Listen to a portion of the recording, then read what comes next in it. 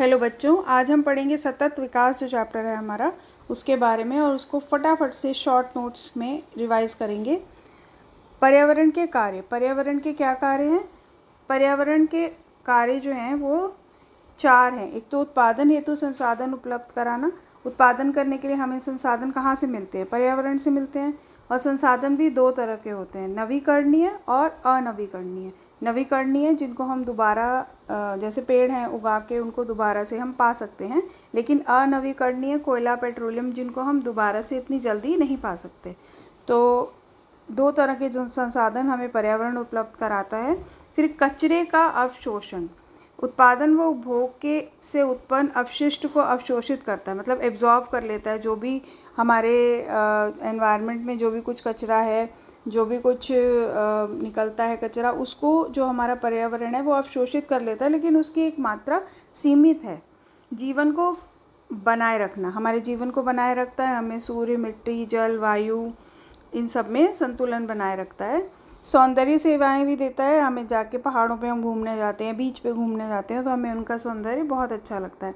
तो ये 4 पर्यावरण के कार्य हैं। फिर धारण क्षमता, धारण क्षमता वाला क्वेश्चन आता है। कैरिंग कैपेसिटी, पर्यावरण की एक कैरिंग कैपेसिटी होती है।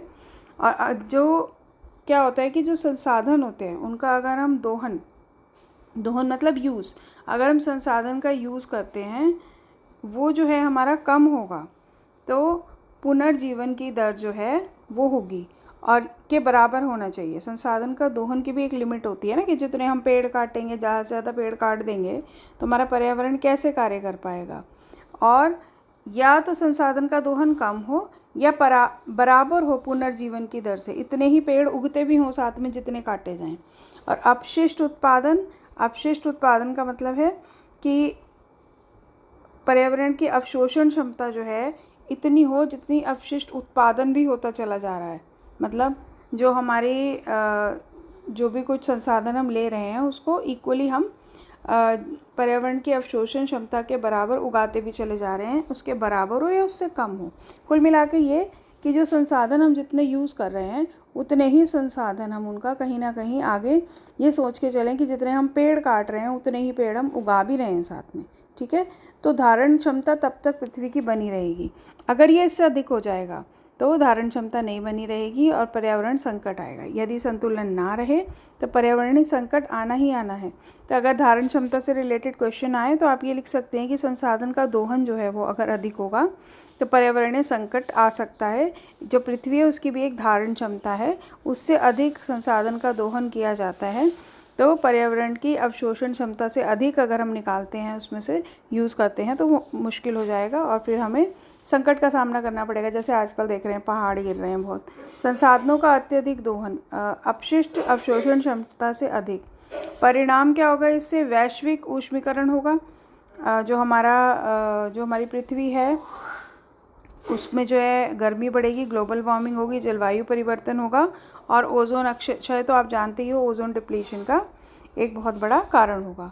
इसके बाद नेक्स्ट है एब्जॉर्प्टिव कैपेसिटी। हमारा जो प्रकृति है उसकी एक अवशोषण क्षमता है। तो अवशोषण क्षमता जितनी होती है, पर्यावरण की वह क्षमता जिससे वह अपक्षय को बिना क्षति पहुंचाए अवशोषित कर सके।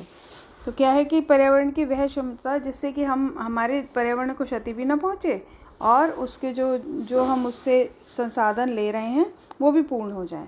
पर्यावरण संकट के क्या क्या कारण हो सकते हैं? ये जो अवशोषण क्षमता होती है, ये पर्यावरण की इतनी क्षमता जो होती है उसको कहते हैं अवशोषण क्षमता।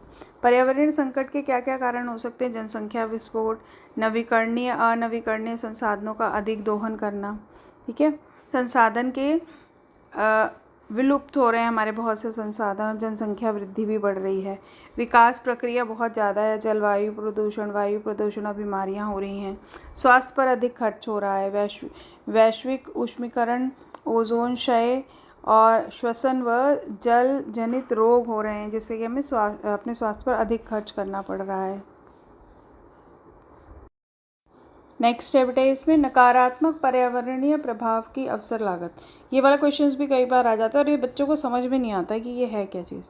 तो जो भी हम अपने पर्यावरण को नुकसान पहुंचा रहे हैं तो उससे हमें बचने के लिए अपने स्वास्थ्य के ऊपर अधिक खर्चा करना पड़ता है। इसी को कहते हैं नकारात्मक पर्यावरणीय प्रभाव की अवसर लागत, अपॉर्चुनिटी कॉस्ट। तो सरकारी व्यय में वृद्धि होती है, इसे और हॉस्पिटल्स खोलने पड़ेंगे और इसके ऊपर हेल्थ के ऊपर एक्सपेंडिचर करना पड़ेगा अगर वैश्विक ऊष्मीकरण होगा और ओजोन क्षय के कारण और स्वास्थ्य पर अधिक खर्चा आएगा। तो इसको आप डिटेल में लिख देना। ये जो पॉइंट्स है ना, ये रिवीजन के लिए पॉइंट्स हैं कि आप एक बार समझ लो और फिर अपने आप इसको इन पॉइंट्स को यूज़ करके अपनी लैंग्वेज में लिख दो आंसर। दूसरा है ग्लोबल वार्मिंग। ये तो आप पढ़ ही रहे हैं छोटी क्लासेस से भी, ग्लोबल वार्मिंग क्या होती है। वैश्विक ऊष्मीकरण पृथ्वी के औसत तापमान में वृद्धि है जो ग्रीन हाउस गैसों की बढ़ोतरी के कारण होता है। इसके कारण क्या हैं? ग्रीन हाउस गैसेज हैं जो CO2, CH4, CF, CS और N2O, O3, इन सब गैसेस में से आपको 2-3 भी याद रहते हैं तो वो लिख देना। इनमें वृद्धि हो रही है, जीवाश्म ईंधन बढ़ रहा है, डिफॉरेस्टेशन हो रही है, डिफॉरेस्टेशन वनों की कटाई हो रही है और औद्योगिक एवं कृषि गतिविधियां बढ़ रही हैं। तो इसके कारण से ग्लोबल वार्मिंग हो रही है। इसके बाद मुख्य हानिकारक प्रभाव कौन से हैं? मुख्य हानिकारक प्रभाव जो है ग्लोबल वार्मिंग की वजह से क्या है? हिमनदों का पिघलना, जो हमारे ग्लेशियर्स हैं वो पिघल रहे हैं और समुद्र स्तर में वृद्धि हो रही है, तटीय बाढ़ आ रही है, तूफान, चक्रवात, हरिकेन की बढ़ोतरी हो रही है, उष्णकटिबंधीय बीमारियां, मलेरिया, डेंगू जैसी बीमारियां फैल रही हैं, हजारों प्रजातियां जैसे ध्रुवीय भालू या इस तरह के बहुत सारी प्रजातियां जो हैं वो विलुप्त हो रही हैं, ऋतुओं पर प्रभाव पड़ रहा है। फिर उसके बाद एक और इम्पॉर्टेंट है टॉपिक हमारा ये वाला, ओजोन डिप्लीशन, ओजोन क्षय। ओजोन लेयर जो हमारी पृथ्वी के ऊपर एक लेयर है जो हमें यूवी रे से बचाती है, तो वो भी ख़त्म होती जा रही है। ओजोन परत का क्षरण हो रहा है जो क्लोरीन एवं बीमारी यौगिक CFC, हेलोन्स आदि से होता है। जो ये गैसेस निकल रही हैं ना, क्लोरोफ्लोरिन गैसेस जो होती हैं, इनके वजह से जो हमारी ओजोन परत है वो उसमें होल्स हो गए हैं।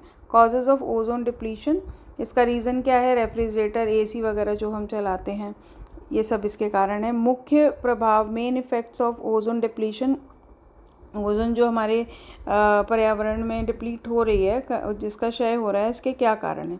इसके कारण है कि पृथ्वी पर UV, इसके कारण मतलब डिप्लीशन से क्या क्या हो रहा है, ठीक है। ओजोन डिप्लीशन जो है इसका क्या प्रभाव पड़ रहा है हमारी धरती पर? तो पृथ्वी पर अधिक पराबैंगनी किरणें पहुंच रही हैं, त्वचा पे कैंसर या अधिक बीमारियां फैल रही हैं और फाइटोप्लैंक्टन जो हमारे समुद्र में होते हैं उनका नाश हो रहा है। स्थलीय पौधों की वृद्धि पर प्रतिकूल प्रभाव पड़ रहा है। एक इसमें इम्पॉर्टेंट आता है मॉन्ट्रियल प्रोटोकॉल। क्या है मॉन्ट्रियल प्रोटोकॉल? सन 1987 में प्रभावी हुआ था और 1990 में लंदन संशोधन से मजबूत बनाया गया था इसको और 1992 में इस पर हस्ताक्षर किया गया था। ओजोन परत की रक्षा के लिए ये प्रोटोकॉल लिया गया था कि ओजोन परत की रक्षा की जाए और एक अंतर्राष्ट्रीय संधि की गई थी इसके ऊपर। और ये जो गैसेस हैं, क्लोरोफ्लोरिन जो गैसेस हैं, उनके समान रसायनों के उपयोग को रोकने के लिए प्रतिबद्ध थे ये सब लोग। तो ये हमने फटाफट से जो है कुछ मिनट में ये वाला चैप्टर रिवाइज़ कर लिया है। इसमें से पॉइंट्स आप लिख लीजिए, इनको याद कर लीजिए और इनको आप बड़े आसानी से जो है पैराग्राफ्स में करके लिख सकते हैं। थैंक यू बेटा। और किसी चैप्टर का अगर आपको चाहिए हो ऐसे शॉर्ट नोट्स ताकि आप फटाफट रिवाइज़ कर सकें तो प्लीज़ मुझे कमेंट बॉक्स में लिखिएगा। थैंक यू बच्चे, बाय।